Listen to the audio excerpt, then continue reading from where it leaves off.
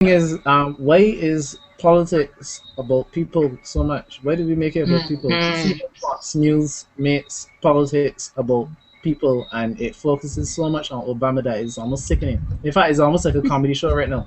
I You find I don't yourself? need to watch Dave Chappelle. I could just watch Already Factor. I mean, I'm gonna laugh. But the fact of the matter is that what politics is about? So my question is, I assume that when we mention Mia Motley, I don't know Mia Motley very well. Um, I apologize if I'm using the wrong title, but what kind of change are we expecting, and how do we rate one politician currently next? And is it just in terms of the person and what you know about the person, or is it about what the person is actually going to do, what the person is actually going to champion? This is the only profession, in my opinion, that I know of that you focus so personally on the body rather than what the person is capable of. But if I'm somebody not. could please enlighten me, please. I'm wondering if you're watching different coverage to me on the U.S. election because I don't find this comical at all. I find that the coverage of the U.S. election has been very, very intense. They've been scrutinizing, and we've been hearing about policies and policy alternatives.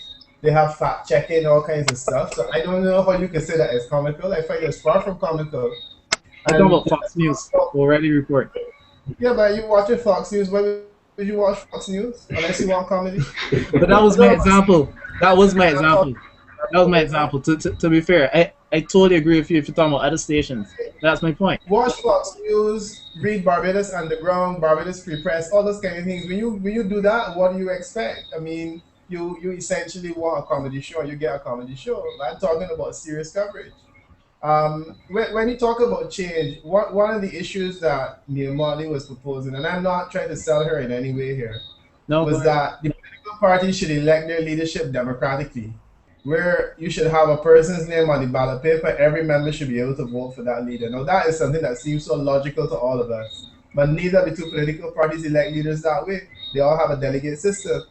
Yeah, you know, it's something as simple as that. And you're going to tell me that she should be beat down on that? A simple democratic change for the Barbados Labour Party. What is it not to oppose? You know, so there is, and that's the kind of change that you talk about. I remember Chris Sinclair when he was even before he was elected, when they had this issue with David Thompson and Clyde Maskell, he brought a resolution that the Democratic Labour Party should also change their constitution to do just the same thing. And again, it was opposed. We were told we're not ready for that yet. And we're not ready for it. What? So the question is asked again. I mean, that to me is where it starts. Wait, hold on, hold on, And hold on. All right, but that's my point right there, right? Again, I brought up Fox News because I say that Fox News focuses on the person, and I'm asking, don't we, when we discuss politics, focus so much on the person? Now, to your question about Mia Motley and her suggestion, I will say something that I said before. Why do we focus so much on the ballot sheet? Okay, if we change the ballot sheet, does that actually change anything? Sure, we will be able to look at each individual representative, and we may be able to have more of a say in terms of that. But does it actually change the actual system? Will we actually have people who are, I don't know, want to communicate better, actually communicate better what their vision is and what their intention is, and so that everybody can actually get behind it? Again, when we talk about a lot of developed countries or countries that have developed quickly, people have a vision. They know what role they play within the society.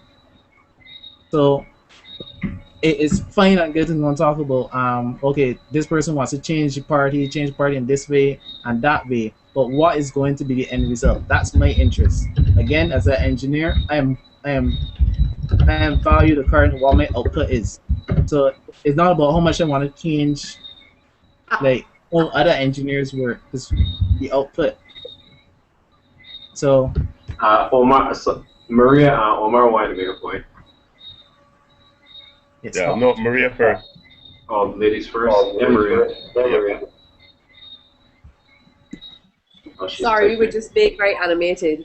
We were being We were being animated. animated. Sorry. Okay. Go ahead. We'd actually like to hear Carl speak as he's talking, typing a lot but not speaking.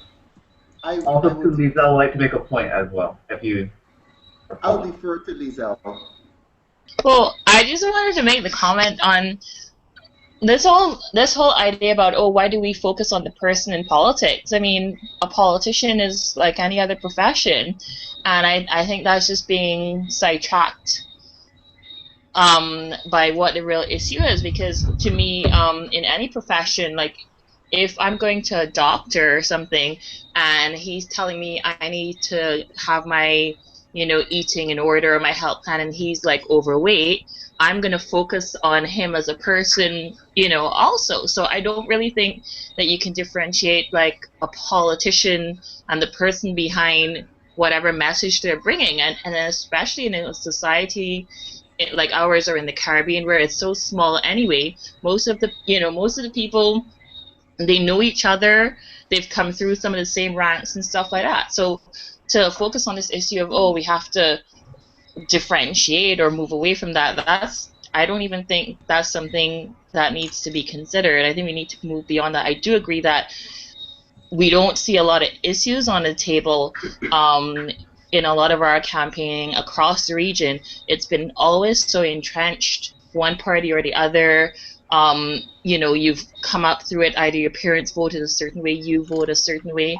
I look at the elections in Guyana, and yes, I'm Guyanese, and when you do bring a third party into the mix, that's always, it can always play out either way. So like the Alliance for Change, when they first came onto the scene, they were completely disregarded, but they stuck to their principles, they stuck to their issues, and in the last elections they were able to make some inroads and get seats. And I think if other parties or other people involved in politics kind of hold on to that and move forward with that, then we can probably see the change that we're talking about, that we want to see, whatever that change is, however it's going to manifest itself. That's it.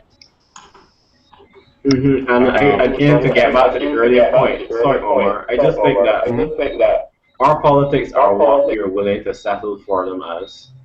So if we say that our campaigns are not issue focused, or they're not based on issues, and they focus on personalities, and the other day saw Keith Mitchell being compared to a gorilla and that kind of thing, and we can laugh at that, it'll be what we allow it to be.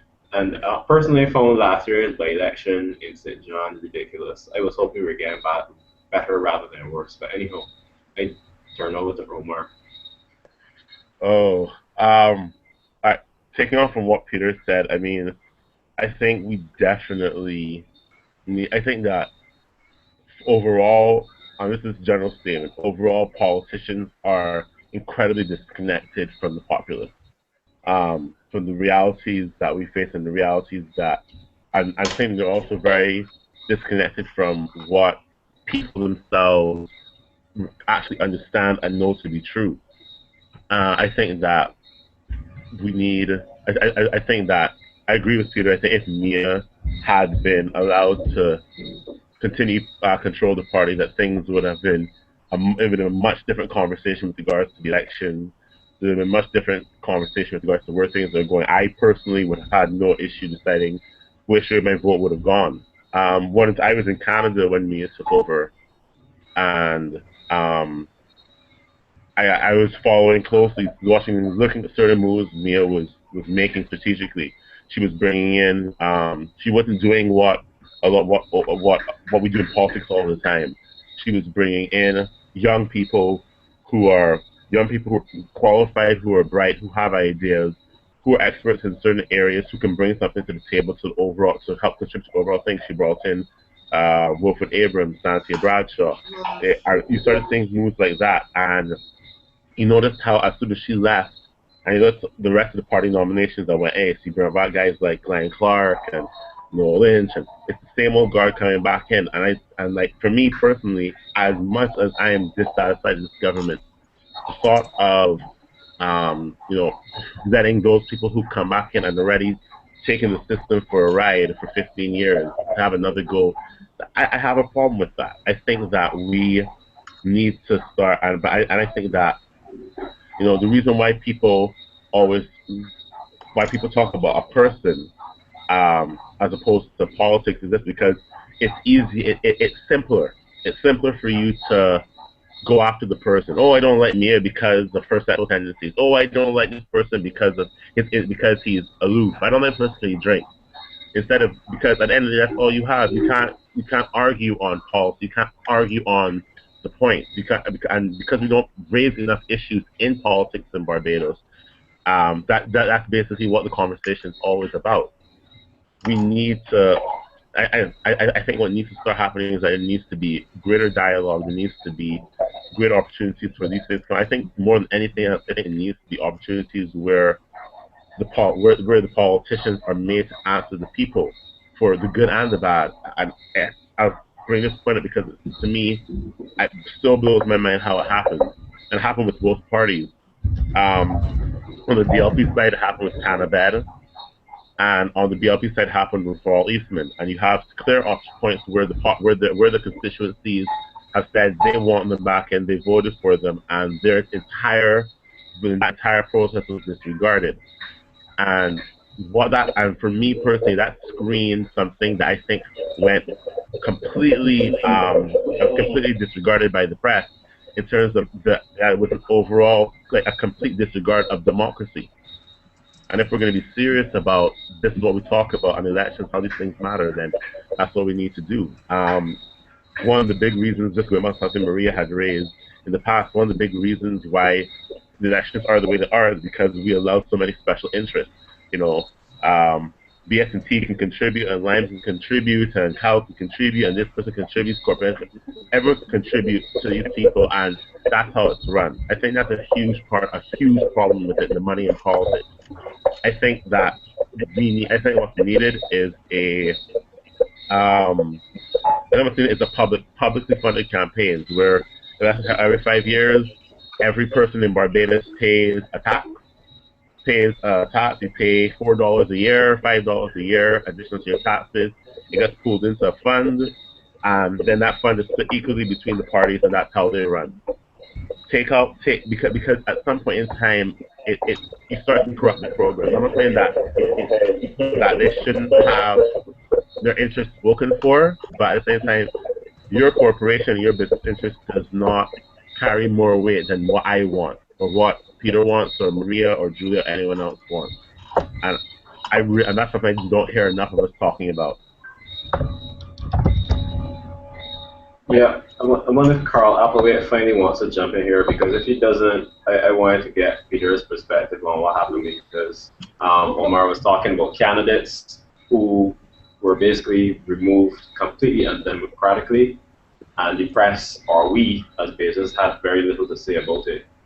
And then I definitely want Peter's perspective on what he sees as the youth's ability to influence politics on people. But I don't understand. First of all, I really don't want to get involved in the whole BLP notion. All I would say with regard to that is that there are numerous variables which have not been made to public. So all of these sentiments that people are expressing would be void of any serious justification. So I just allow them to exist and allow people to vent with regard to that. What was the second question you just asked, Corey, with regard to... You mean candidates being removed? Yes. I'm not aware of any candidate who was removed by any process that was not embedded within the constitution of the party. It is just that tradition has dictated that once you were the previous candidate, it would almost have been assumed that you will continue in that. It is just that tradition has dictated that once you were the previous candidate, it would almost have been assumed that you will continue. That is just that tradition. Okay, just hold it back, please.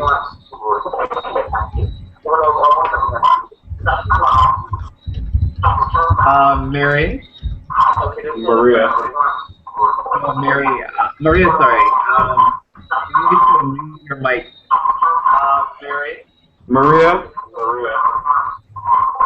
Maria? Hi. Can you go in the top right-hand corner of your window and mute your microphone while you're not speaking? Then you can still listen, but otherwise it feeds back. Can you go in the top right-hand corner of your window and mute your microphone while you're not speaking? Then you can still listen, but otherwise it feeds back. And also, so you can follow us if you click on chat. Yeah, if you click on chat in the top left-hand corner, you can type messages while other people are speaking. But when you're ready to make a contribution, just unclick. I'm gonna disconnect till I get it worked out. You sure? All right. Okay. That's much easier. Yeah, I missed the whole set of what Right, Carl so was Carl, could you take it from where you were talking about the constitution of the party? Yeah, so it is just a situation where custom has dictated that the person who previously had the seat will continue in that seat. But the Constitution does allow for that person to be challenged when nomination time comes up, and it did occur in Walt Eastman's circumstance. I'm not aware of any person else, other person who had any illegitimate maneuverings to oust them from the party or anything of the sort. So Tanabed, that's the terms. I'm not aware of his particular circumstance.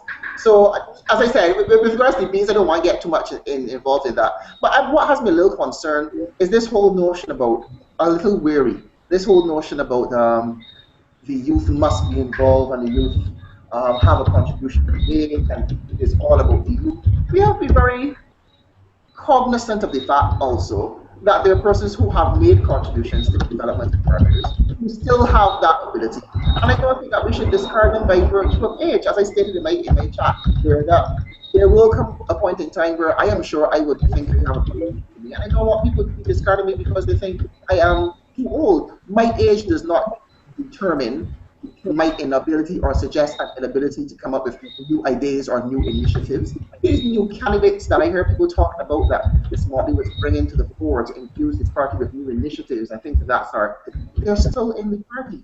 Then Mr. Arthur came in, no one was removed to replace them by any of his candidates. As a matter of fact, that's one of the statements that he made. He will maintain. So he didn't remove me.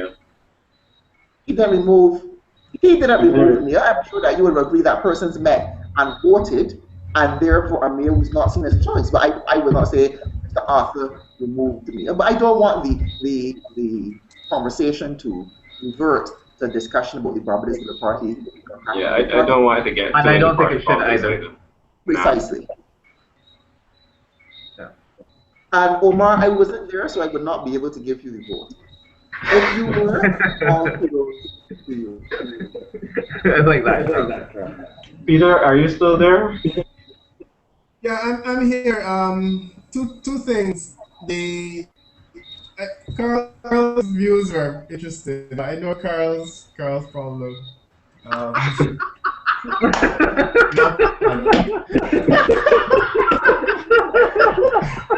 I'm very strong on this age issue. I think there's something that needs to be made clear. If you look at someone like Lester Bird, Wayne Arthur, Keith Mitchell, Denzel Douglas, and we can go on, Ralph Gonzalez. My issue with any of them is in the age, The age is not really the factor. My feeling is that when you've been Prime Minister of a country, that is the only post where I feel there should be a limitation in relation to how long you can. You serve for Prime Minister for 2 terms. This is personal view. It is not the constitution of any country. I think that after that you should go. My big challenge with Owen Arthur now is not the fact that he's 60-something years old. My big challenge with him, because we had Thing was a half-decent president, and he was a lot older than him, Ronald Reagan. But my challenge with him is that I just think that as a person who's been Prime Minister already, has made a contribution and needs to move on. And in his case, his contribution was. And I mean, all of them, that's the bird calls me here yesterday, the ALP, to see some leadership issues because they're trying to throw him out. The man goes in the meeting and faint. Even though he's claiming that he is hale and hearty and he is able to lead a country, and he can't even stand up for an extended period in the future. So there's a lack of reality in all of this. The other point was that this thing about party funding, this idea about publicly funding campaigns, I'm sorry, is this not going to work? We have publicly funded campaigns in Barbados to the extent that each political party gets, I think it's $250,000 from the public purse to manage their affairs every year. Simple formula, everybody gets half of the money and it works that way, and that's fine. That's put into party administration. But there's nothing that you can do to stop a political party from raising money outside of it, and that really is my challenge. Even if you say you're going to fund campaigns and they cannot raise money, there's nothing that you can do to stop a political party from going to a business person and saying, you know what, I need $50 to help run some activity. and that business person saying, I don't mind you giving me the $50, but I have to get first dibs on a contract when it comes out. And therein lies the problem. I don't see realistically what you can do to stop that in a country the size of Barbados. In the United States, it's a little different because A, there's a lot of transparency, and B, you're talking about a large country. The likelihood that you could influence a few votes in Barbados, in United States of America, is very low with money. While in Barbados, you have situations where 50 votes have made a difference between a candidate winning and losing. So that's a situation that's crying out for financial influence, where people will try to influence those 50 people to vote one way or the other. In the United States, it's different. I think one of our problems is that we have these small constituencies. We have a lot of representatives, and we are far too close to our representatives. In Trinidad and Tobago, it is not as bad as it is in Barbados. And in Barbados, it's not as bad as it is in St. Kitts and Nevis. And the problem in all instances is that the closer you get to the MP, the more likelihood, greater the likelihood that you will try to encourage the MP to do things for you in order to be able to get elected. So unless we get a system where we have less contact with our MPs, we have some kind of a local government that works, but then we have less contact with the real power, it's going to be virtually impossible to solve that problem. But I think it is Omar. Yeah. Omar is I want to ask you a question. Sorry? Even skeptic you, I've heard somebody tell me that in your class you would have said to the students that, this is when you used to lecture at Carefield, that you would have said that the government will bend to the will of the people. So I want to know what's missing. If I listen to a politician speak, I will hear so much is being done for the youth. And this is a discussion that's supposed to be about young people and what they want for the government. Oh, okay. You are a person who I know you're very cynical when it comes to politics and the amount of use that political parties and so on have for young people. But how can change, and I hate that word in itself because it sounds so flowery, but what can realistically happen?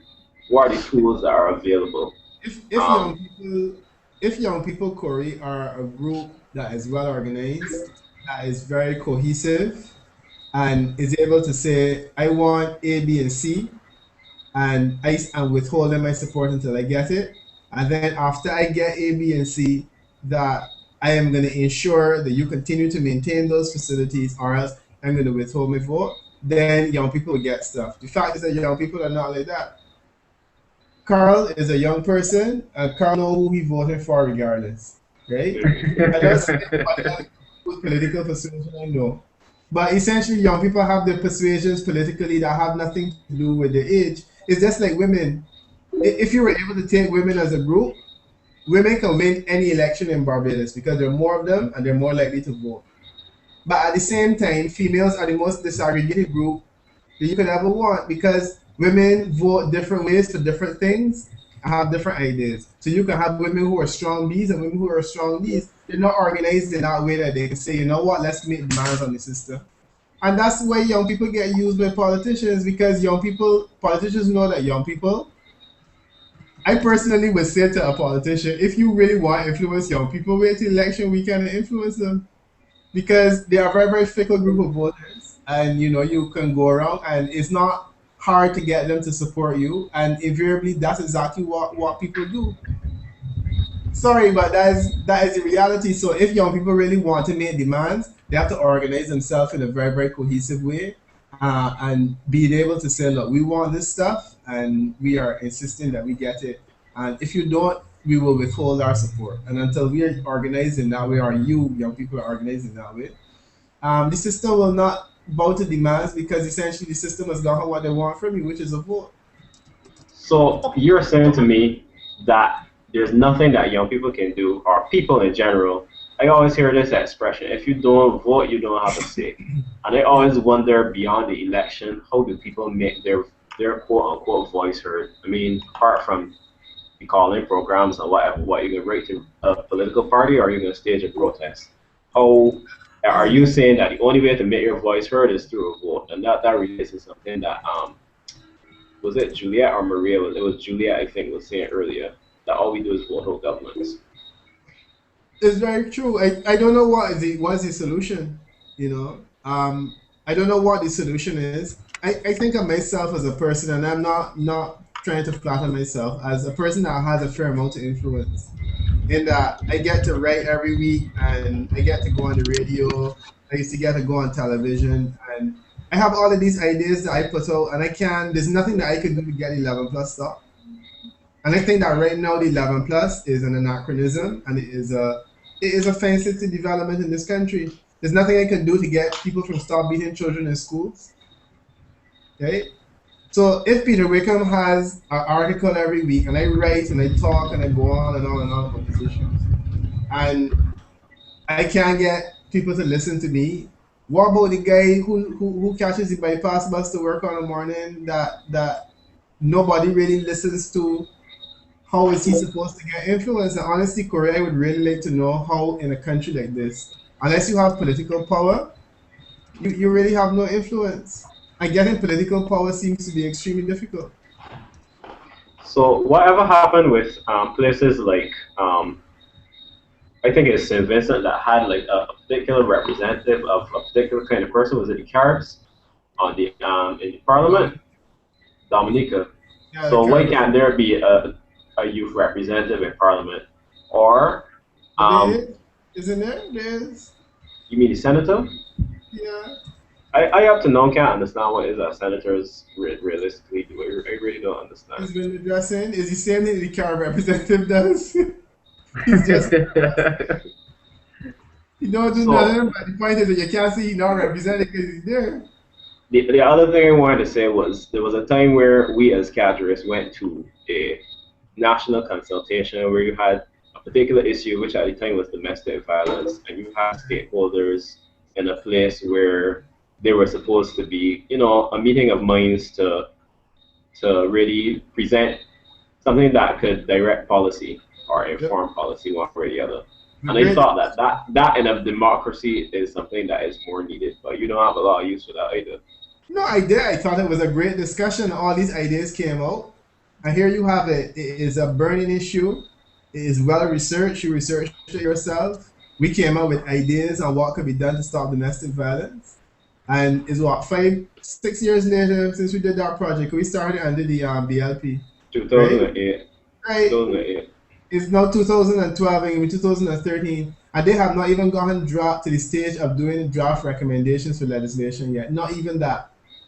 But isn't But that we my had this point? great discussion about domestic violence, which is something that everybody can wrap their mind around. One of the basic things that we were saying is that if you and your partner have issues, and the police are called in to respond, the police should have to remove one person. In other words, we should be able to prosecute a man for beating his wife or a woman for beating her husband without that person's involvement, because that person may very well get cold feet and stuff. I mean, it's one of the simplest things you could ever want. Everybody agrees on it. Yeah, Bayasuku said it's an excellent idea and whatnot. The minister before her says so. It's still there on a piece of paper, and the pages of the paper getting yellow.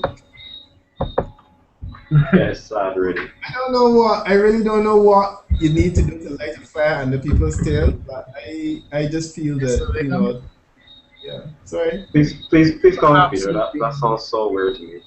Yeah. You've been jaded. You've been jaded by being around in this system and trying to incite change in the old methods. And really and truly, a lot of the talk that we just had about the youth forming a group or women forming a group is really gaming the system. That's not what we want. That's not what we need. What we really need is to actually have action being taken in steps and in directions which people can get behind. For instance, we spoke about the 11 plus, and we're going to continue speaking about 11 plus because we just have a lot of individual perspectives and a lot of talk that doesn't go anywhere. It's not structured, and in the end, it'll just sit down in somebody's records as okay, well, we talked about this, or we had a town hall meeting about this, again about the health system, about corporal punishment, about gender violence. So really and truly, we need to look at how do we actually action a vision, and not only action a vision, and not only establish a vision first before you can action it, but how do you actually have the leadership necessary to make sure the vision is implemented, and actually that so that all the necessary resources are put towards that implementation. We talk a lot, and Giselle just also said one of my pet peeves, which is that we talk and we don't have implementers. That's a lot of crap.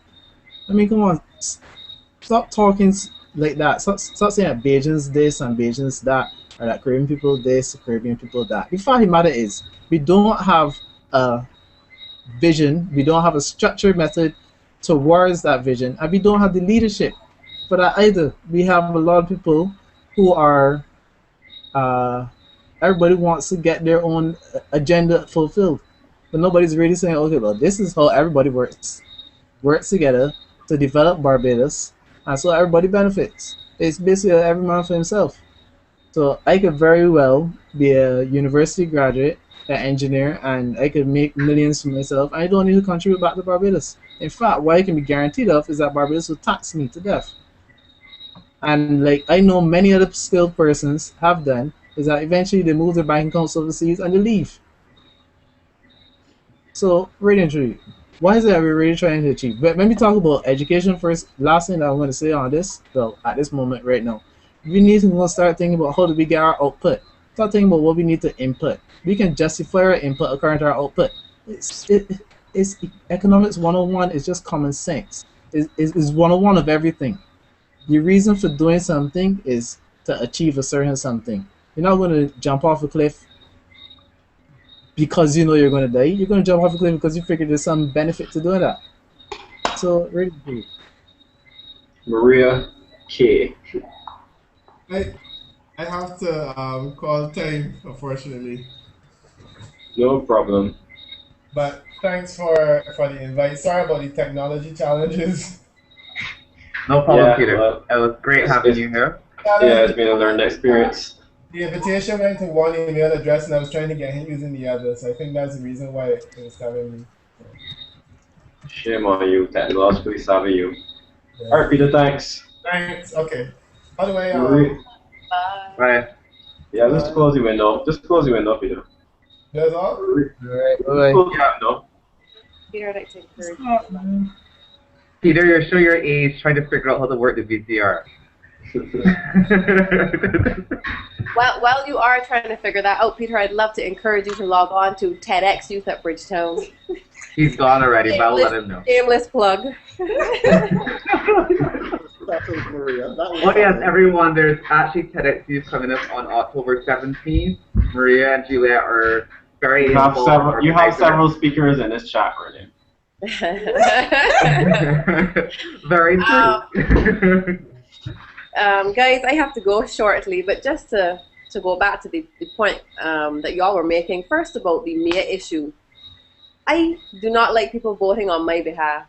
I have a strong issue with that. And I firmly believe that if we were allowed to vote on that MIA issue, I don't think it would have swung quite in the direction that it did swing in. It could be wrong, but we won't know. We have a system where we can use our Blackberries or phones or whatever and vote in on, I don't know, which song we like or a Lime competition or whatever. You're telling me that we cannot introduce that same system so that when an issue arises that we as Barbadians have the opportunity to vote in on it, as opposed to a call-in program which does absolutely nothing. It falls on deaf ears, or a town hall meeting which does nothing as well. Thanks for that. Yeah, this is a discussion. You mean specifically Mia getting removed from the post? I mean that I can use that as an example that I would have liked to have had a say in that. I don't like that these few people got together and decided amongst themselves, well, she was going to be removed. And I think that Barbadians felt very strongly about it. And I don't see why we cannot create a system where we as a general public has a say in situations like that, as opposed to only coming out and voting every 4 years. And that in itself also makes voting less of a, you know, there's so much to do about it, and it becomes more regular and an everyday part of our lives. You log on to wherever you vote, or you send a text and you vote in, and our voices are heard and our vote counts, and our representatives can see where the vote is swinging every time. Can I say something? I want to just make an overall comment because I think Maria Ben wanted to speak after Maria. Kelsey. And my overall point is something that I've seen with VYZE even is, to me, and at the risk of sounding elitist too. Oh Lord, Carl is undressing. I'm putting on my shit in At the risk of bed. sounding elitist, I think the people that make a difference in the society in terms of change and direction are people like us. Oh God, I said it. But you have the intellectual minority, the people that get educated and the people that can come together and discuss issues and decide that this is a particular thing that they want and become organized, right? Anybody very could do often, that, sorry, though. You shouldn't label that only. No, I'm not labeling it, but I do know that, okay, Renee, when I move around in this society, right, and I listen to people talk, and the things that concern them are their ability to follow through on a specific thought and take that from being pure emotion into a logical argument, and from being into a logical argument into a proposal, and from a proposal into a direction and a policy, whatever you want to call it. That doesn't come straightforward to everybody. So you may have the quote unquote masses, and they know how terrible this sounds. They have numbers on their side. But then you have people who have the education, they have the intellectual capacity.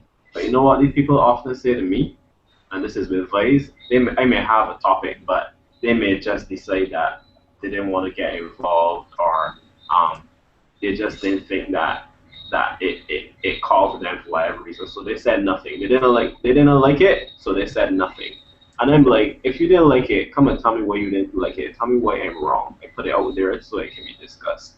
And we have that kind of approach to a lot of things. So to me, that relates to what Maria was saying, in the sense that yes, we can vote, but the people that can vote and have the intellectual capacity and the education very often abstain for God knows what reason. But Maria, Ben, you want to make a point, Maria? Did I read you right? I think Maria's typing. I just want to say one thing, Corey, before we leave. And it's about participation. Sorry. I think, yeah, you did. I think Maria's typing. I just want to say one thing, Corey, before we leave. And it's about participation. Sorry. Yeah. Sorry, go ahead, Maria. I just want to say one thing, Corey, before we leave. And it's about participation. Yeah, I don't know where the feedback is coming from. Sorry, go ahead, Maria. Which one? Yeah, I don't know where the feedback is coming from. Maria, Ben, go ahead.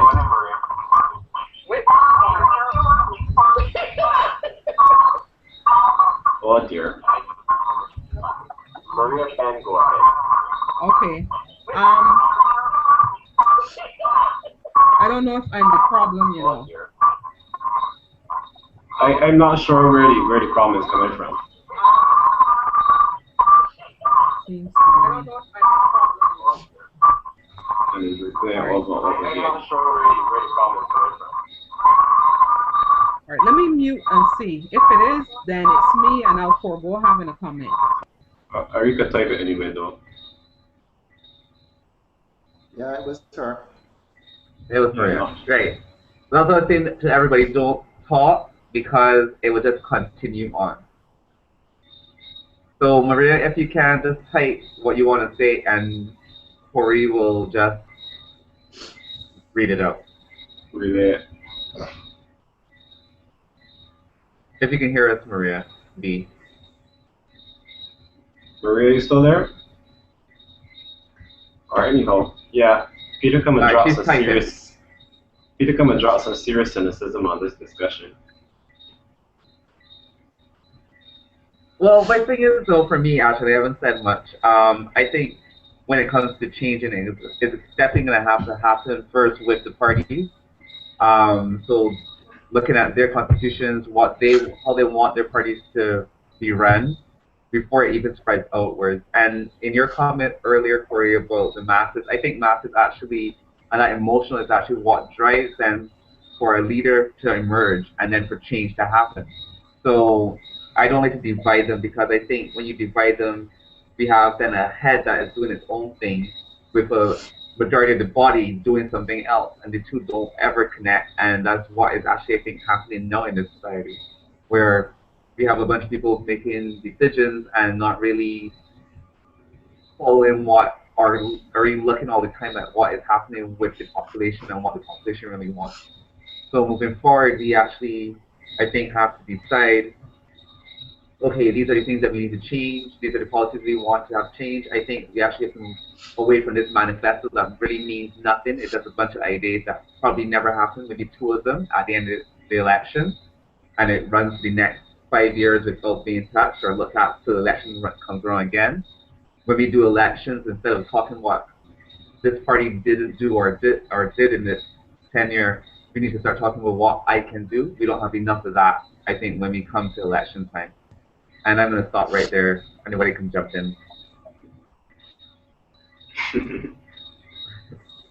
Yeah, everybody, I think, is distracted with other stuff. I want to know, because we're coming up on the hour and a half that we promised to go here, what's your idea, people, or anybody's idea for how people in your circles, and then we might all be from the same circles, but what's your idea for how people in your circles could put pressure on governments to act beyond elections? Ooh, wow. That's a tough The one. same way you voted, the same way you marched for an 8% cut. So that's Get it, Renee. together, Awesome organize. and protest. Blocking roads. So that's it, Renee. Awesome and protest. Blocking roads.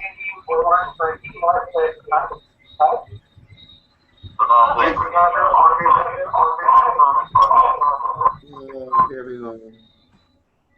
Yeah, Lisa? Hold on. Okay.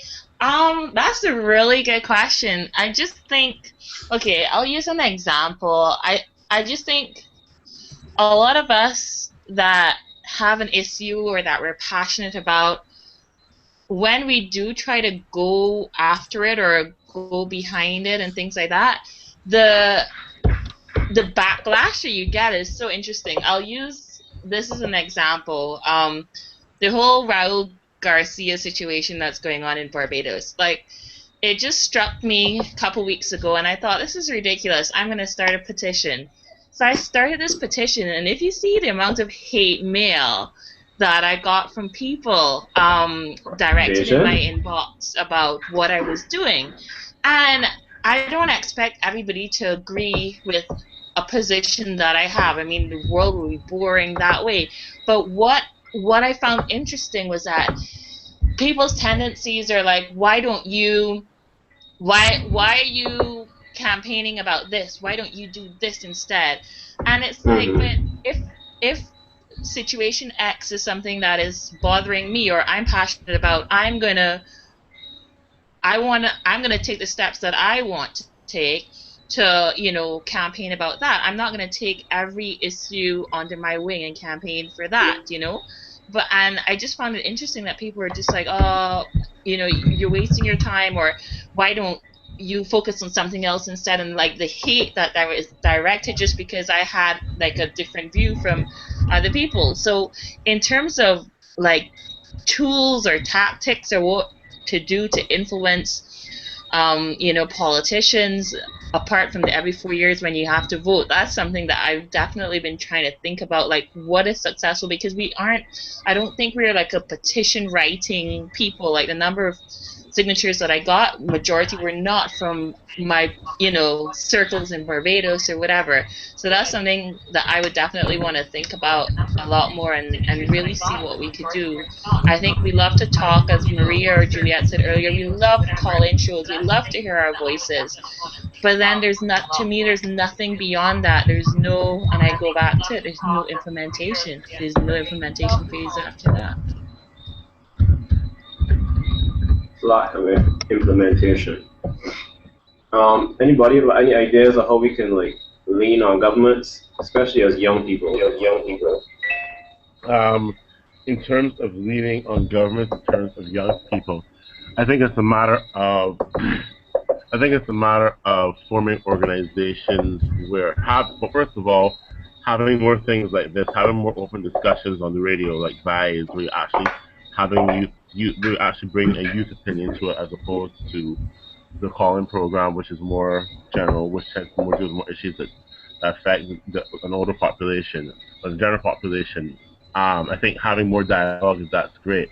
I think another area is that we should seriously consider looking at is like actually like forming groups, actually coming together, forming groups and associations. But each association is focused on specific things. If there's an organization focused on the arts and culture, then it's focused on arts and culture and used towards pushing the developing arts and culture for the youth. If it's for women's rights, then it's for women's rights. If it's for um, financial security or health, or because these are things that we need to start, and because these are things that we should really and I think if we can kind of maybe possibly kind of organize in ways like that, where it's more groups of young people who focus on targeted things. So therefore, if, for example, it's Shannon who's in engineering and there's a bunch of other young engineers out there and they can come together and really come together and form something, then they can basically, that organization has weight.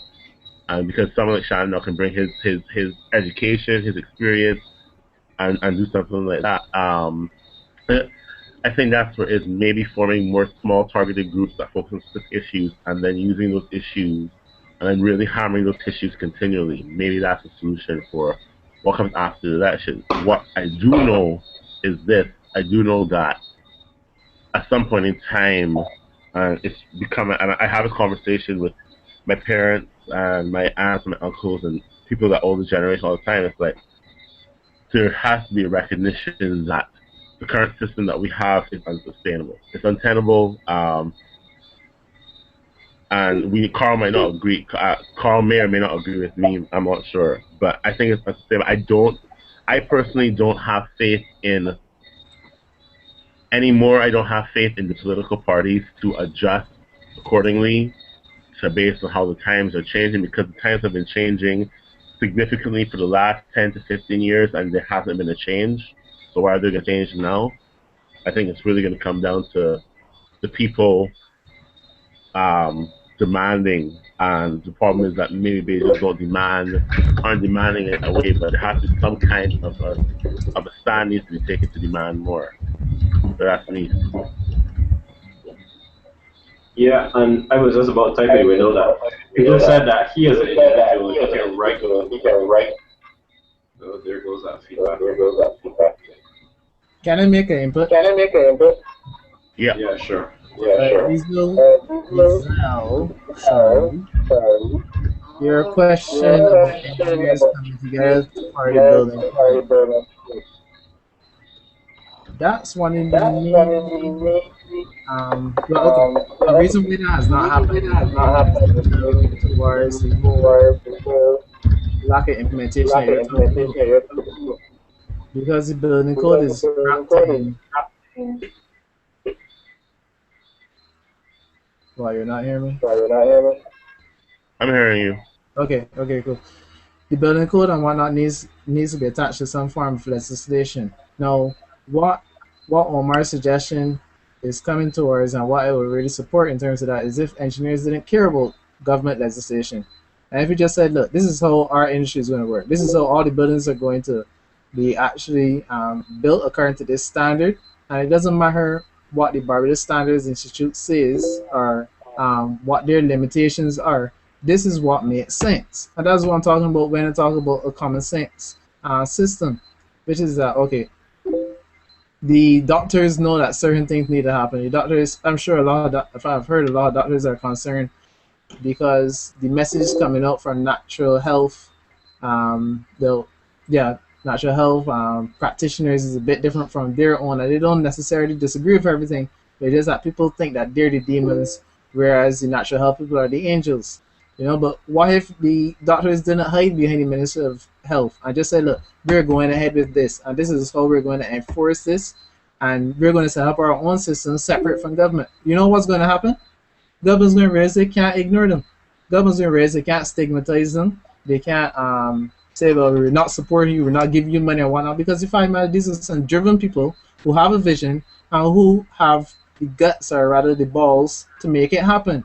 And that's what really happens when you have development within a country. And that's why the politicians in America are completely different, because they know that if the private sector is fed up with them, they're not going to wait on them. They're going to say, you know what, you go ahead, you have fun with your public sector people who have to listen to you or who are going to coddle you with all votes and whatever, but we're going to do our thing. And we're going to make sure we make money. And if you want to go and create all sorts of laws and taxes that are going to stop us, then you know what, we might just leave.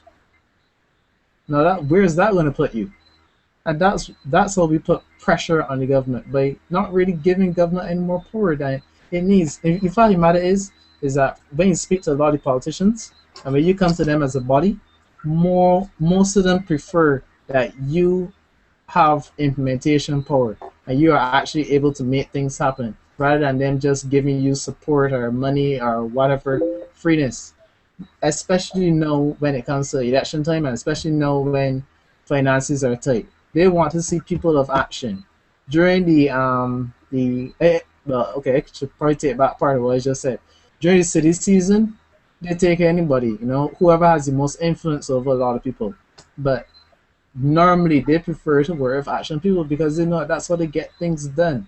So let's stop coming as, okay, action group and go and lobby for, let's say, the empire being built back, and then stopping when the minister says that these are a bunch of hooligans who are causing trouble. They say, look, we're going to build back the empire. End of discussion. That's what NGOs do, right? They say, look, we're going to get this done. They don't say, okay, well, if government does this, then we're going to do that. No, we're going to get this done. When we take that attitude, government will respond. They won't have a choice. Look at what's happening in England, for instance. Perfect example. Mic drop.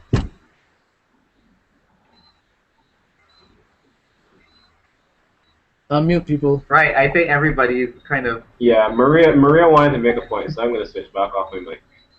Try again, Maria. Okay, right, I think...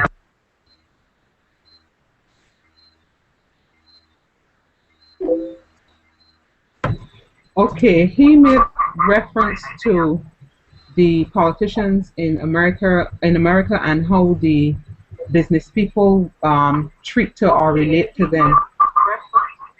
But the thing is that politicians here aren't accountable to anybody except election time comes around and you have the power in your hands. They pretty much do as they like. The system is full of nepotism, and it is what it is. Unless our system is changed as we know it, there really isn't much that we can do.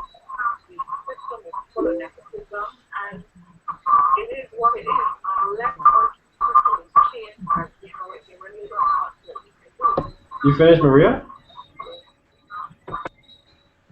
Maria finished saying what you were saying? I just wanted to say that I'm very wary of looking at the US or looking at the UK and saying that this is the way things are over there, and look at them, and because their electoral system is what it is, and they will have their own issues. I think that as Barbadians, this is our year of independence. We celebrate 47 years this year. We celebrating. The time has come. The kind of politicians that Omar was referring to earlier have passed on. It's a different era in Barbados now. It is up to the people that are in Barbados now in our age group, as far as I'm concerned, because we're in the middle. We're in the older ones that are trapped in a particular way of thinking, and we're in the younger ones who may be too fickle to cure. Right? We gotta be able to come together in an organized way and say and determine everything that makes up Barbados, realistically, culture, and otherwise, and determine what is going to work for us. And that's my point. You know what they call us? They call us Generation Screwed. Or you can replace that with a certain STK word.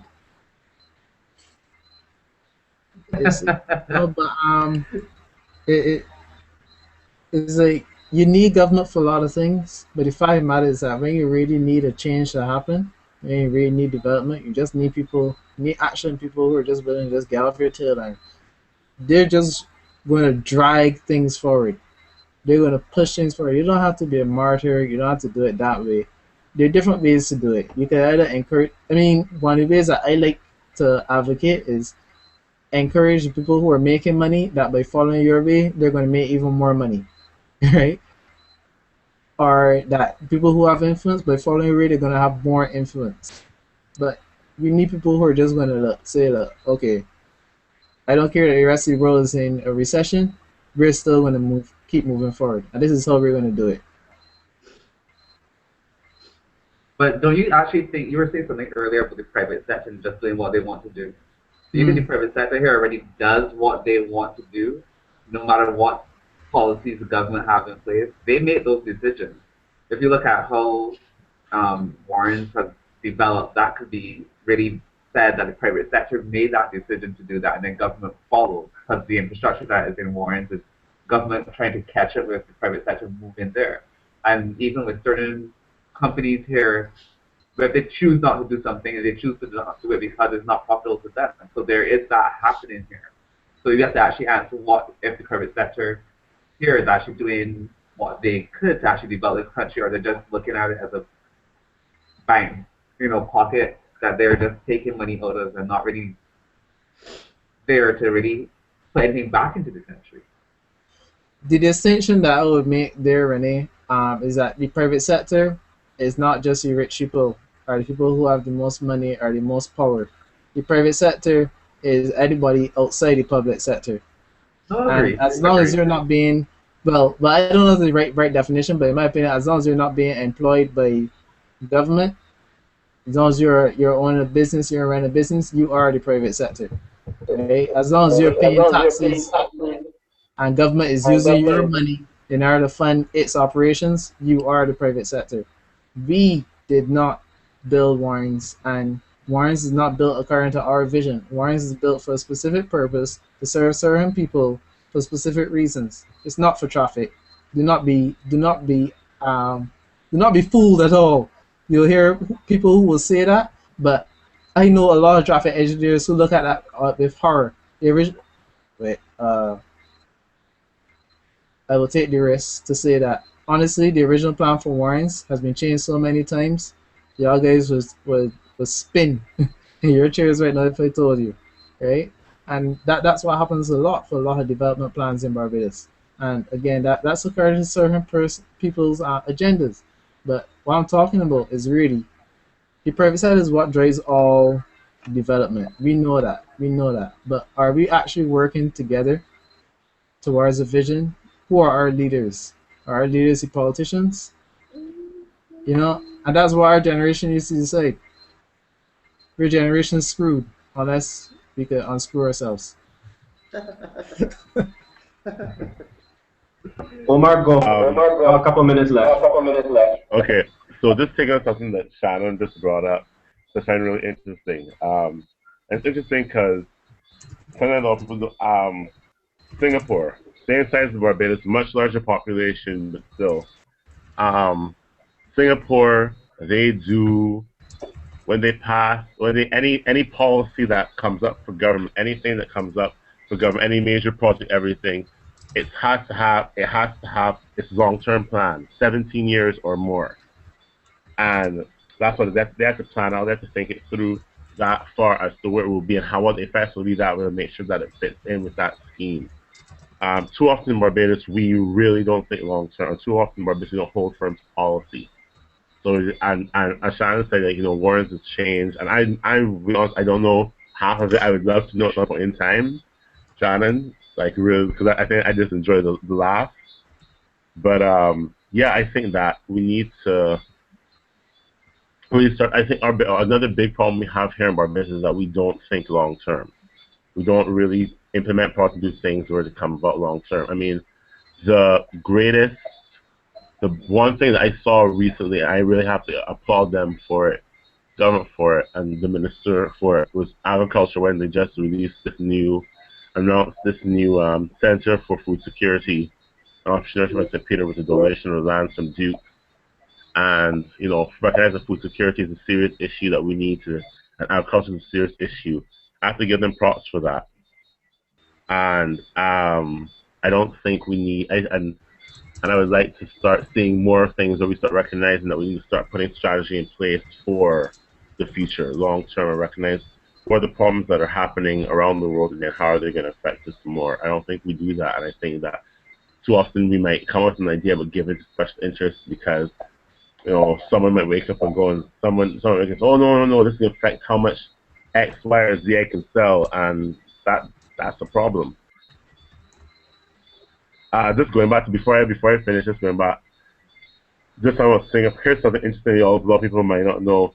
Errol Barrow, Michael Manley, Eric Williams, Forbes Burnham, Pierre Trudeau, all actually went to school together, went to school of economics, and bizarrely, all those guys ended up becoming either the people who either became leaders who took their countries into independence, or were known as great prime ministers, and all actually brought a lot of interesting policies, implemented a lot of interesting stuff. And I'd venture to say, I've actually had this conversation. I think something that we suffer from greatly here is that, we have had a lot of politicians who they have a Caribbean view or a Barbadian view, but not as much of a world view as possible. And I think that's something that maybe we should start to consider. I think we should start to maybe think we need politicians, not just our prime ministers, politicians, who start thinking and recognize that we live in a global world and that we need to start thinking globally. That Barbados is not the be-all, end-all. We've got to stop living in the little bubble we live in. It's tough to see it for anyone out there who's watching, but we don't live in a bubble, and Barbados is not the be-all, end-all, and we are more susceptible to everything else happens in the world than we realize. Yep. 10 p.m. people. What would they say in closing? I've sat in too many meetings to say to y'all something like, hey, what are we going to go from here, people? Are we going to form our own group? No, I'm going to not say anything like that. But no, I really want to thank you all for tuning in. And trust me, VYZE is a very big priority on VYZE's table right now to come up with ways so that it's not just talk, and so that we don't just have a talk shop here on Hangouts or on radio or whatever, that we are producing something at the end of each discussion so that it's actually productive. But yeah, the time has come. I know that everybody here believes that, and I refuse to accept what Peter says, that there's no way to change.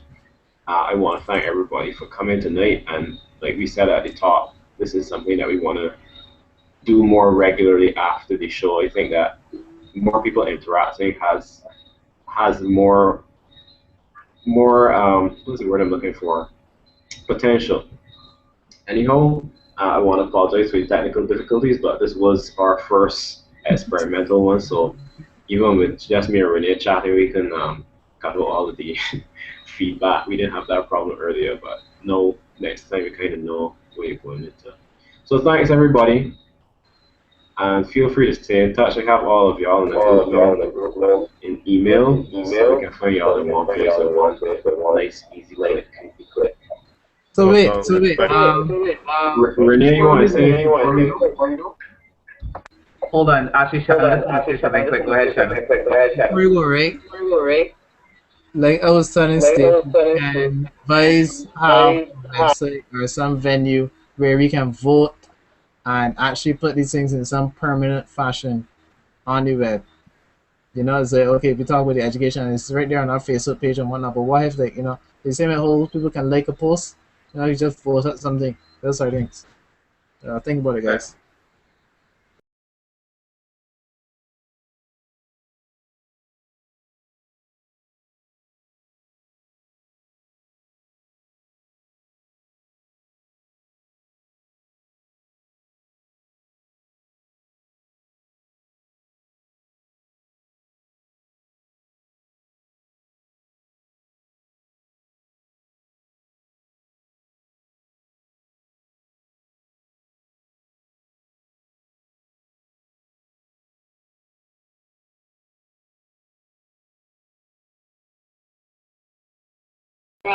Bye. Bye. Is she stripping? Yeah. My apologies. I actually thought I cut all y'all off. I clicked the wrong button just now. end the whole All right, we all just said bye, Corey. So. Yes, great. Bye. Well, thanks much. Thank you, guys. All right, we all just said bye, Corey.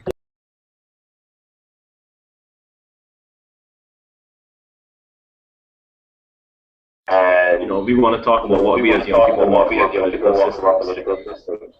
Because if it is that we're not satisfied in this day and age, what are we expecting in the future? Are we going to have the same system that we have in 50 years from now? Or is it that we are indeed not satisfied and we want to shape it in a way that can suit ourselves? So right. What do y'all think is right and what do y'all think is wrong with the current political system that we have in Barbados? Or in general, because people are tired of politics here, people are tired of politics in other parts. What's right or wrong in this part of politics? What is right or wrong in this part of the world about politics? I think there's this feeling that I think it's overall in the world, but I think we kind of feel it more here because of how small we are, that our politicians don't serve us. Our politicians aren't, there are representatives, but they don't represent us.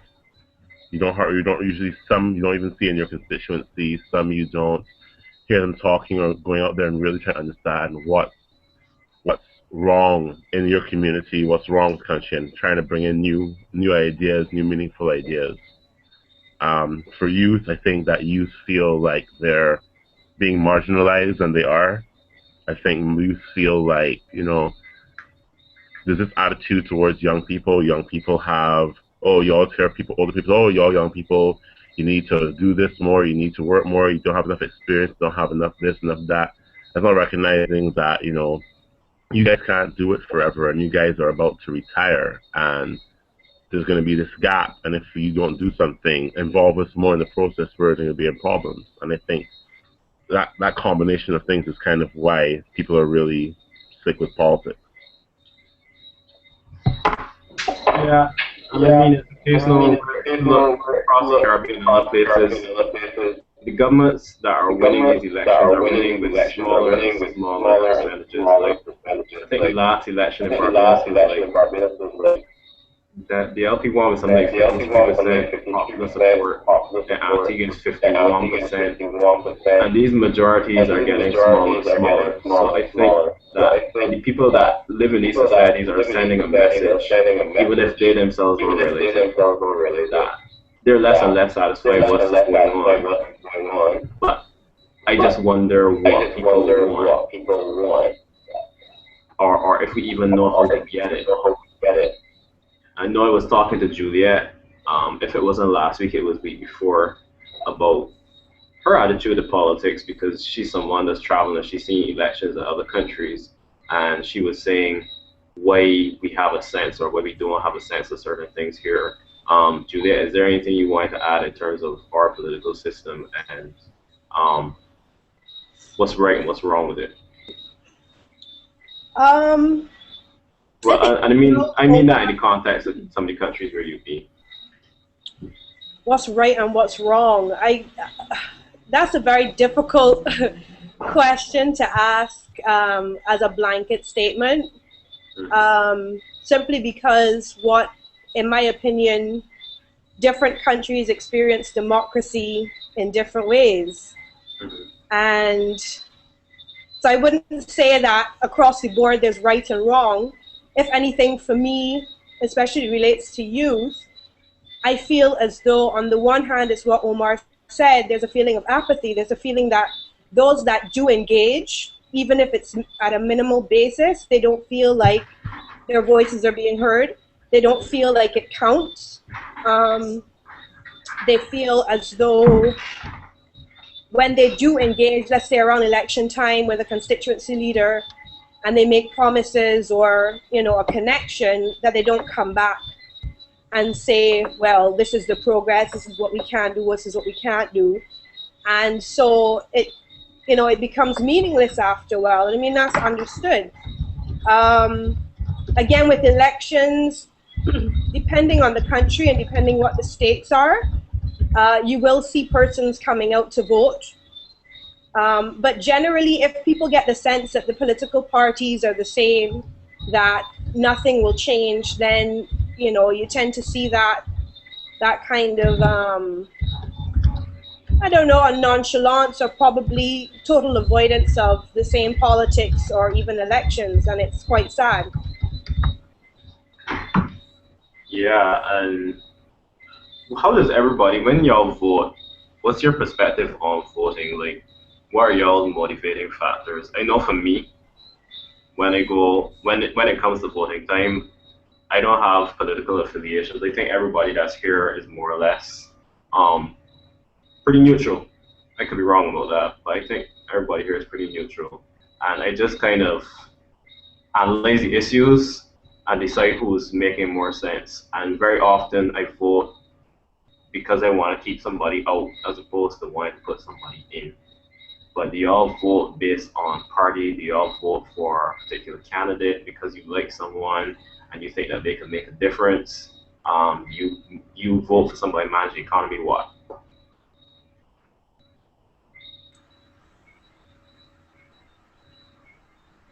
Guys.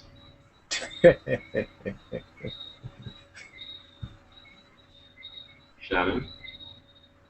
I don't vote for any particular party.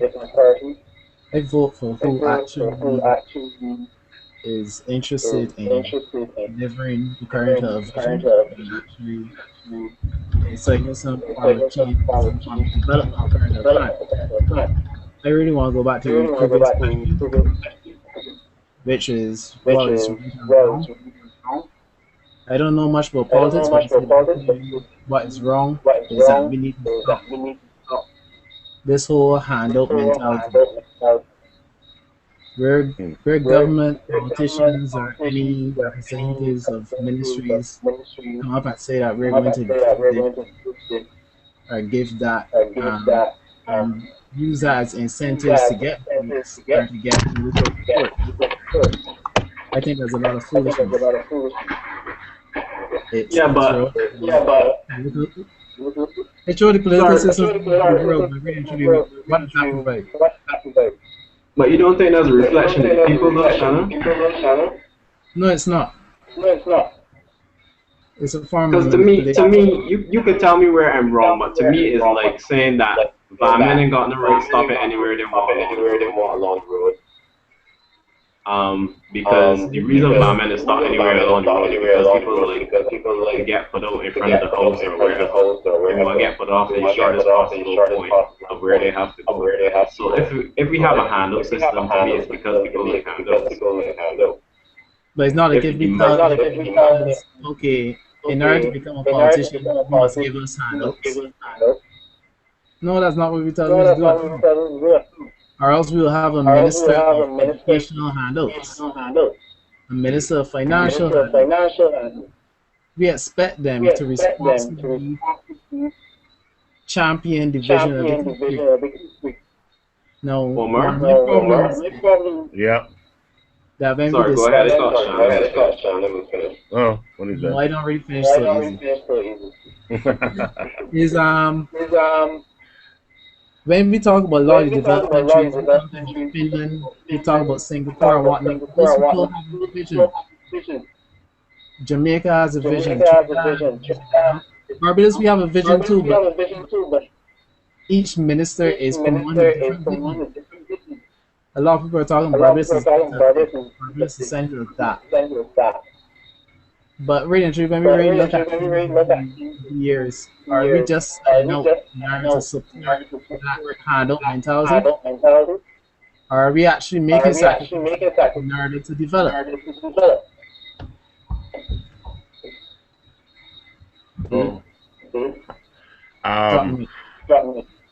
No, Shannon raises a point. I mean, I'm gonna even take it.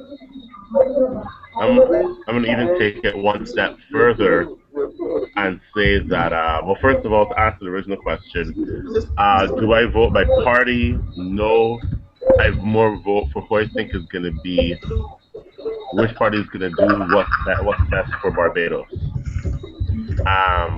And because I personally, for me, I love my country. I love where I'm from, and I'm a big fan of Errol Barrow.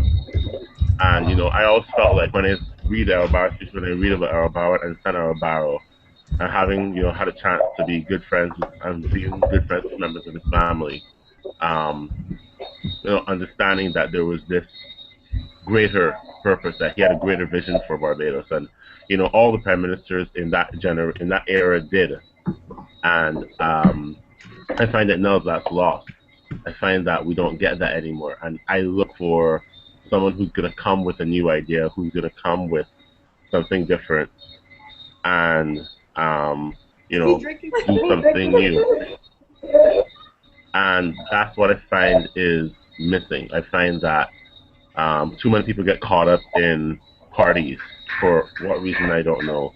As Corey said, as Shannon said, then there's entitlement. People feel like we're entitled to these things, and it's like, okay, yes, free education was great when it first started, but now the population's doubled since then, and it's not sustainable for the government at certain levels anymore. So, but no politician is going to really come out here and go and bring the truth to people and say things. What next? People are going to go out there and say, so UWI's bank, UWI's in trouble, UWI's not getting money, government can't afford to pay UWI. But instead of them saying, okay, look, we need to start facing reality. Maybe we can't afford to give everyone a university degree. Government can't afford to pay for everyone to have a university degree in every household. Maybe what we should start looking to do is financial aid. But we have this thing of entitlement. We feel like we're entitled to free education, free healthcare, free this, and no one goes around and says, okay, but there's a cost to it. And what I'm looking for in a leader and a politician, and you're not seeing it now, I don't think I'm going to see it at least in either the current prime minister and the current opposition leader. Maybe people within the parties lower down, but I don't see it right now. And as long as that continues, and as I continue to see that, I'm really going to kind of just keep on fighting and demanding for it. And I think we need it. I don't know. Maria wanted to say something. Before you say what you say, Maria, I want to say that somebody made a point to me already about Errol Barrow and all the colonialism. I guess that doesn't help. That was the time of colonialism, So you had these fathers of the society, fathers of Barbados and that kind of thing, and now we're living in a different time, so politics are to be different by extension.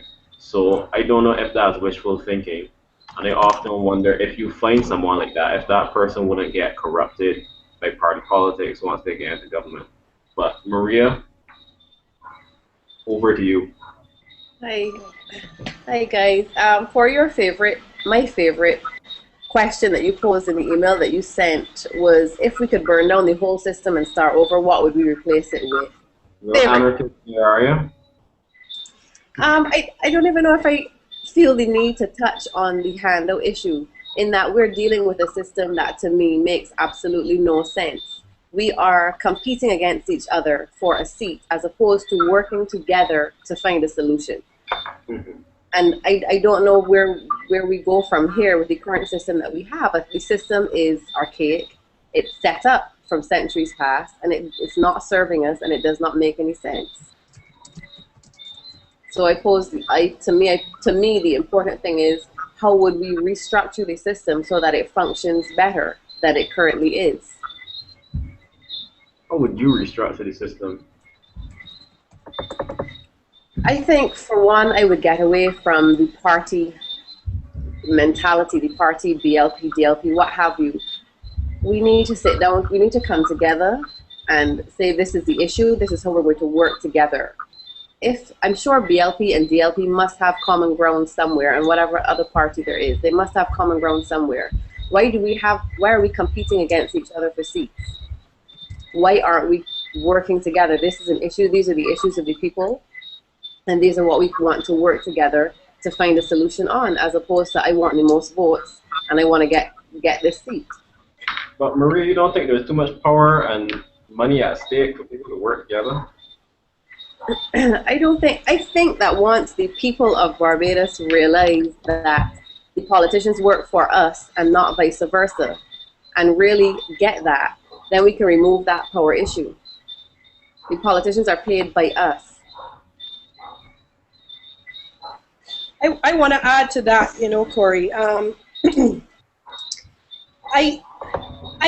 In some ways I agree with Maria, but working in development, one realizes very quickly that different people, different stakeholders have different issues and different points for consideration and what they deem to be important and not important, etc. And it's in managing those priorities that the most talented need to emerge as what we would call leaders. But I agree with her insofar that we really need to sit down and think about how we view these leaders, how we view the politicians, how we view government. Once we vote them in the Caribbean, for me, it feels as though, people can't wait for elections to either vote them back in, or vote them out, or whatever. I agree and in totally. between 5 years, you have 5 years where people are doing things that you don't agree with. The most vocal in the community, which are the few and far between, they would write an article, they may lobby, they may do certain things, go to meetings, discuss policies, get involved. But the vast majority just sitting down patiently, waiting for the next election. Now you tell me something. When you get a job, right? You get a job and you have a boss. The boss, in my estimate, is everybody. Everybody that pays taxes and pays your salary and gives you the money to implement your programs and everything. You have a board of directors that's very difficult to manage. All right. But does your boss leave you for the 2 years till your contract needs to be renewed? To do as you wish, not give you any guidance, not give you any feedback? You understand where I'm coming from? I mean, to me, I guess I'm sounding like I sympathize with the leaders, and I kind of do, because it's not an easy job, right? But democracy for me, it goes beyond elections. It includes elections, yes, and I feel that we need to move from just having elections around the political party kind of setup, but it's about governance, it's about being involved, it's about speaking out, it's about finding these new systems and new procedures to really get your voice out there, really help to guide these leaders as to where they are, and then of course holding these leaders accountable when they refuse to listen. Julia, what you were saying is reminding me of what Shannon was saying, on the other side of it. And there's this saying that I heard on the radio one time, which is that a country gets the government that it deserves. Do you think that? And I think you said something like that too the night that we had. I think you posted something like that the night that we had the show on Facebook. So yeah, what do y'all think about that? Is you think that's true? Because Julia is sympathetic towards the leaders. I don't know if I'm that sympathetic towards the leaders, but at the same time, it's like I definitely can tell you that a lot of people voted with emotion in the last election, and now having voted with election, they got tired of what they voted for, and they can't wait till the next election to vote. Then the government back out, so they can get a new government, and then they can start complaining about that government in some new and different way. So it's like, what's the point? Do you think? What's the point? What can we head towards? And do y'all think that's true? Does a country get the government it deserves? Omar, I said you want to be next. Oh, Julia and then Omar.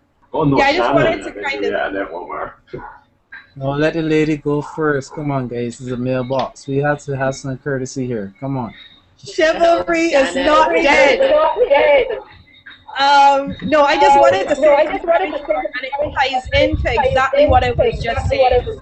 And I guess that's why I believe in the statement. It was a French philosopher that actually said something similar. It was in French, that's a loose translation. But yes, if in a democracy, let's say in a democracy, not necessarily a dictatorship, but in a democracy, if you have a government that you don't like and you're not seeking to change it, then evidently that's what you're going to get. Go ahead, Shannon. Thank you.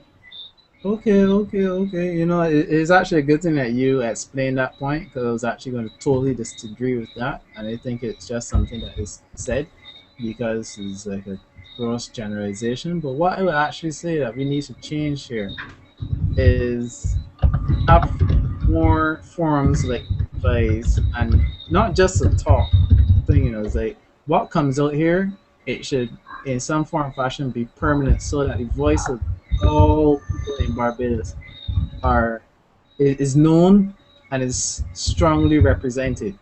For instance, we spoke about free education a little while ago, but is the entire discussion only in terms of finances? What does everybody in Barbados really feel? We're only getting a sampling of people's opinions via the calling program, via the ministers and whatnot. But really and truly, when we really think about the developmental benefits, is it really worth it to throw out free education? What process are we going to take to that? Are we just going to upset the entire pancart? And furthermore, when we have the political polls and maybe have our votes even, is your contribution or is your contribution to democracy just a tick, a yes or no?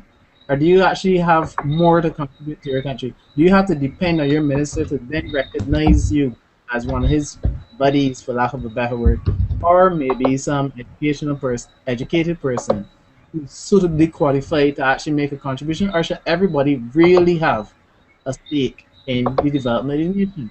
Surely there are mechanics out there who have a damn good idea that could actually benefit the country. But are they even being allowed to speak this idea for the necessary people to hear it and so that they can get the support? It's more than just finance. When we really talk about the changes that come about from social media, the new forms of communication, it's not just so we can talk, it's so that our voices cannot be ignored. That's the entire point of it.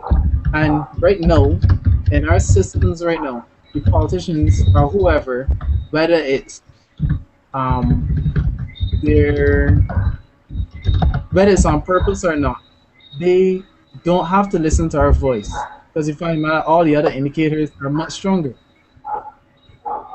So really and truly, we need to make our own voices heard, not just the youth, everybody in Barbados, everybody with the democracy, and chart out a vision for the country that is really um, recognized by everybody and really felt by everybody, so that everybody will work towards it. Then we'll have those positions where people are just fighting for a seat, not talking about who stole money from what, where, when we know both parties stole. Carl is asking what is this notion of being allowed to contribute? There's no mechanism preventing people from voicing their opinion. I also wonder, just to add on to that, what was a voice? When we say that you have a voice, I don't think people know really how to agitate for change. And that's something I said to Omar before we started. Omar, go ahead. Yeah. First of all, taking off from where, well, first of all, what Shannon was saying, I think that I think that it's not that there's not a mechanism for it. I think that the problem is that, and I had the privilege of experiencing this, like personally, like being involved in it. The whole town halls, the whole panel discussions that federal government will hold them and invite people to come and contribute ideas. But invariably, when you come out of them, it doesn't really go anywhere. I've spoken to people in a lot of different, other parts, other areas, and they've said the same thing. It's this feeling like, you can go out, you can make your point, your point heard. You can voice opposition. You can even call people out publicly in those forums and demand change. But what ends up happening is, at the same time, a lot of these ministers feel like they don't have to. They don't have to. Okay, we heard you, but they don't have to take it seriously. And I think we need to. There's not a platform to take it past that. I think, like I was saying, like you have the call-in program, and a lot of people raise points on the call-in program, but where does it go from there? We don't, and it's a combination of different things. It's a combination of us not having a press. It's a combination of us not having a press that that's what they're supposed to do. We have reporters in this country. We don't have journalists. We need journalists in this country. We don't. We need more of it. There needs to be. If this nation is serious about what it needs to do and moving forward, then we need to start looking at other examples of what's out there. You know, having situations where you're bringing people to come together with ideas and policies and putting together real concrete papers and putting them forward towards government. You have to be able to do, and we have to be able to start like Maria said. We have to be willing to say that, recognize that the system that we have doesn't work. We have to be willing to break the mold and change. Because, like I said, these are things that were designed back in the 16th century, the 17th century. We live now in the 21st century. It's a world, it's a global environment. We are affected. What happens in China, the drought that happens in the United States, the heat wave in Australia, all of it affects us. All of it has ripple effects on our economy, on our tourism, on everything we do. And we have to start adjusting the system to recognize that. So when I say, okay, let's seriously consider look at education and education, I say that for this reason. Because, you know, it doesn't make sense to keep, I'm not saying that people shouldn't have the right to have a university degree, but is that money that government should be paying out, the government can be allocating to other more needed things? Why not government say instead, okay, after this year, so this is 2012, after 2016, government will no longer be paying for them. Government will be providing a student loan, financial aid, low interest rates, payback by saying you have to start because it makes people who go to UWI now feel that they're invested in having to go in and come back as quickly as possible. People have to have a stake in it. You have to start explaining things to people like they're adults. We don't. Politics here, we treat the electorate like we're children. And I mean, like, I think there was no greater example of the fact that you can actually talk to people like they're adults and explain things to people like they're adults and recognize that it's. And that was like Bill Clinton's speech at the Democratic National Convention. And he came up there, he just dropped statistics, thought to people that they're an adult. And everyone was just kind of like, wow, this guy makes sense.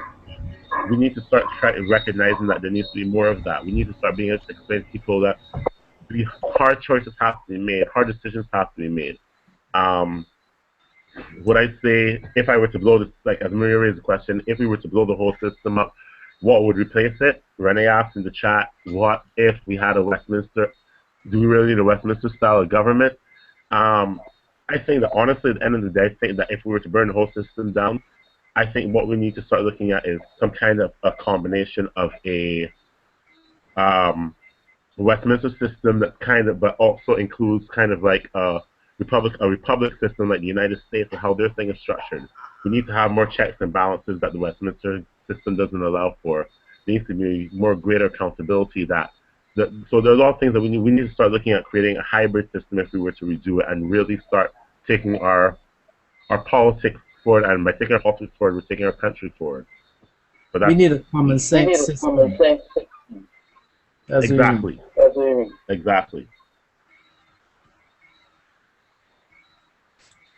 Exactly. And it's not just that we need a common sense system. It's also that we need it's not just a common sense system. We need a system that actually caters to greater population and recognizes. I mean, like we always talk about healthcare, and we're spending all this money on healthcare and the rising cost of QEH and all these things, but there's never a conversation about how what we import and all this food that we import, what's in it, and how that has effects on diabetes and heart disease and hypertension, and how we cook food and what we allow to go into our diet every day, what we take in our diet every day. How does that have a ripple effect on healthcare and the rising costs? And maybe we should start saying, hey, I think maybe we need to start recognizing that there needs to be a synergy, recognize that all this is connected and that everything kind of needs to work together. We don't have that.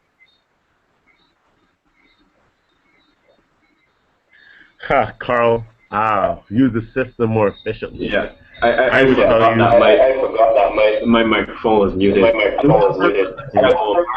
In a group that I did in Bermuda, they said what they would love to have for their elections is all of the candidates listed on one ballot sheet, and they could just choose who they want, as opposed to just voting one or two people per constituency. Does that sound realistic to anybody?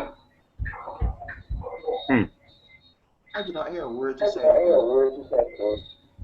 All right. Well, just take over. I'll take it.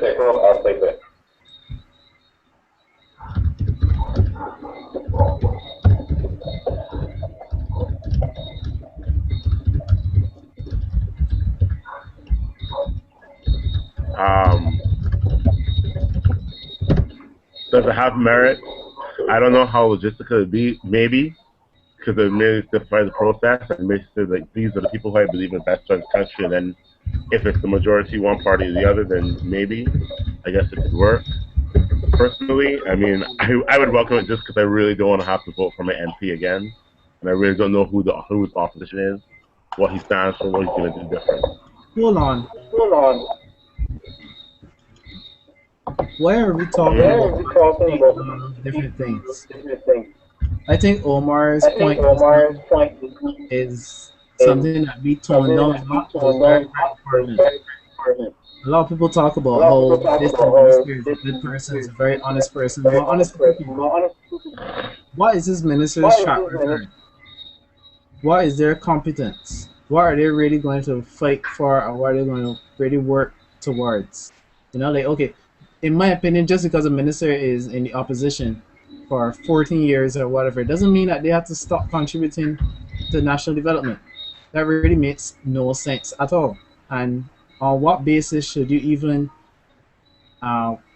validate your whole claim to be re-elected if you're just going to sit down in the opposition just to say that the ruling party is doing the wrong thing? I think that when we talk about, okay, we want change and we want a voice and whatnot, it's not just to have polls or to run voting on different things and see what the majority vote is, but it's to really have a proper discussion like what the town hall meetings is supposed to do, so that people can actually put their input in, and ultimately it comes a conclusion that everybody can actually get behind. That's what we're really talking about when we're talking about a national plan, right? When we talk about the youth plan, certainly we want the youth to be behind it, right? We don't just want somebody to just say, okay, but this is the youth plan, everybody follow along. If we talk about the like, I'm an engineer, and I take it very seriously that we don't have, in most engineers' opinion, an actual building plan. We just build buildings according to what our contractors are taught. In some cases, our engineers are actually allowed to oversee, but even then, after the buildings are actually been built, and furthermore, for the systems installed in the actual houses, it's all just up to the homeowner. The homeowner has to take complete responsibility for that. So, Peter, you there? Yeah. Sorry, Renee, you go ahead. It was more about I was just and Lisa to the discussion. And I was just going to do the same. So, welcome, Lisa. Welcome, Peter. I'm dealing with technical stuff. Well, I think everybody here at least knows who Peter is, even if they don't know him personally. And he's somebody who I would want to hear in terms of where he sees politics 10 years from now. Because I think even he would admit. Go ahead, Renee. Just let them know to Corey that they can actually see the conversation in the chat. So just click on the chat. There's actually a conversation going on there, guys, as well, with outside of everybody talking. Yeah, the top left hand corner, you can see the chat. Yeah, so Peter, I know that you are Mr. Pragmatist and can be Mr. Skeptic as well, but I think that even you would admit that electorates seem to be sending governments a message, and especially in the present economic environment in the world, you see this case where they change the governments and then change it back, and people aren't really satisfied with politics, especially the younger generations, and we are not as affiliated to parties as our parents were, or even your generation was, if I can put you a step apart from us. Anyhow, where do you see politics in 10 years from now, realistically? The fundamental thing is that nothing really is changing. I do realize that people are sending signals to the electorate. You know, I mean, people are getting smaller majorities, We have a situation now in Barbados where we have a government that is one of the most tenuous that we've had in a while in terms of the type of popular support it has, but it doesn't seem to have gotten the message. And as much as people say that the electors are sending governments all over the world a message, the reality is that governments all over the world are still quite happy with the way that things are going, because we have a situation in Barbados, it's either B or D. And the fact is that whether you're B or D, you know that eventually you're going to be elected. I don't think that politicians are really that bothered about the system, because they realize that ultimately it's going to come around to them one way or the other. I mean, the guys in the DLP now are probably a little bit upset, but they realize that in another few years, the pendulum is going to swing back to them, and it's a revolving door, quite frankly. So as much as we are concerned, I think in 10 years' time, we're going to be going through the same issues, the same charades and whatnot over and over again, and getting nowhere. I'm sorry to be so cynical, but I just think that seems to be the way. That seems to be the way it is. Look at Grenada. Look at. I mean, you have a situation in Grenada now where the government has, for all intents and purposes, it's illegitimate. You kick out enough people to give yourself a minority government. You abandon Parliament and send it to prorogue Parliament, and it can continue on for a little while. And then you are an illegitimate government, but you continue in office, and no one seems to be able to do anything about it. You know, Keith Mitchell will get back in whenever the next election is called, and the process starts all over again. I'm not sure why Carl is not speaking up, but he's debating your point. I just want to know how is it that things could change? There must be some way that things could change that people have not been able to tap into yet. Or is that not the case? You don't think that they can change, period? I just can't see our politics being like this 20, 30 years from now. I just can't see it continue. You know what I think would have changed things? Things would have changed if Mia Motley had been able to continue as leader of the opposition. I think that here you have an opportunity for a younger kind of person to be able to get control of power, but look at what happens. The moment that it appears as though she has the opportunity to send for somebody older, things like 11 has been able to say a government that is an unpopular leader that is shifting and put Chris Sinclair because people feel that he is a more popular person. I think that would be able to that would give change. The reality is that all of these guys are forced to wait until such time as they are so hammered by the system that eventually they become part of it. And if you look at Dominica's politics, you had a situation where a very young person became prime minister because two people died in close succession. Right. I mean, look at the impact that he's made on the politics of Dominica in terms of certainly the electoral impact. I don't know about the constitutional impact, but the electoral impact. And that's why I think we need to see change. But the reality is that going after will not change the system.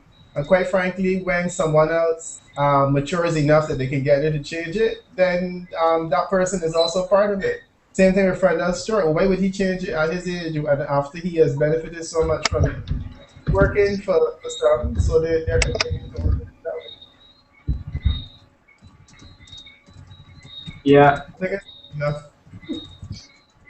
No, that's certainly plenty of food for thought. I wanted to ask you something on that, but certainly if anybody wanted to add on to that, I wouldn't want to jump back to Peter yet. Carl has been saying a whole lot in chat. I'm not speaking out. I don't know why that is. But Shannon, you were saying something? No, I'm just waiting for you all to finish, and I'll make my contribution. You know, Let Carl go ahead. No, please do. Please make your contribution. No, my thing is, why is politics about people so much? Why do we make it about people? Fox News makes politics about people, and it focuses so much on Obama that it's almost sickening. In fact, it's almost like a comedy show right now. I don't need to watch Dave Chappelle. I could just watch Already Factor. I mean, I'm gonna laugh. But the fact matter is that what politics is about? So my question is, I assume that when we mention Mia Motley, I don't know Mia Motley very well. I apologize if I'm using the wrong title. But what kind of change are we expecting, and how do we rate one politician currently next? And is it just in terms of the person, or what you know about the person, or is it about what the person is actually going to do, what the person is actually going to champion? This is the only profession, in my opinion, that I know of that They focus so personally on the body rather than what the person is capable of. But is I'm somebody not- completely letting me please? I wonder